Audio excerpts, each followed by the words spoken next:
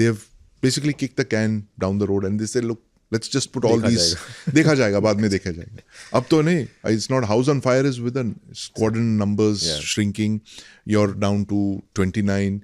With 10 going out, you could be down to 19. So, your Rafales, when they come in, will only replace what is going out next decade. They're not going to add substantially. So that taking all these things into consideration, that decision is something that will be taken in the next decade. I don't see that happening right now. This is just let everything go. We've cleared everything.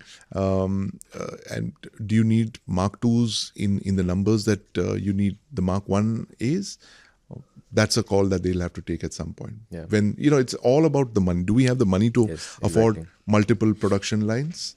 So they could then just, plow all of that into the AMCA. Or maybe the Loyal Wingman program, which they have, which is something that we completely lost sight of. We're talking about manned fighter aircraft in a year when unmanned fighter aircraft have actually locked on to a manned fighter aircraft and they fired missiles at them as well, right? So you're looking at a quantum shift in air combat and we're still talking manned fighters. So then there is a greater requirement to see whether you need maybe 100, 200 Mark 2s, or do you want to convert all of those into optionally manned fighters or, manned, unmanned teaming, fighters like the Chinese are planning, well, like the Russians are doing, the Americans are doing as well. So they have to take these calls. And the thing is that, you need to have that big master plan. I don't think it exists right now. It's there at the Air Force level.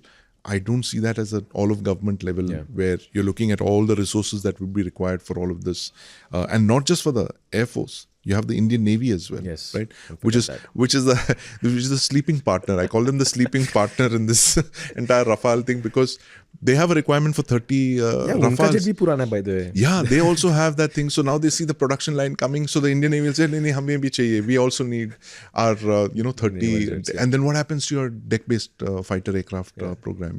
Your TEDBF, twin-engine deck-based fighter. So this should not become an easy route for. It's a great capability to have and all that, but do you want it at the cost of your indigenous programs? Absolutely not. So that's a call that they have to take, and optionally manned fighters need to come in. Your, manned, unmanned teaming, those platforms need to be looked at, and you need a holistic view of your entire requirements for military aviation going forward into the next 20 or 30 years, and then start allocating resources like what the Navy did years ago.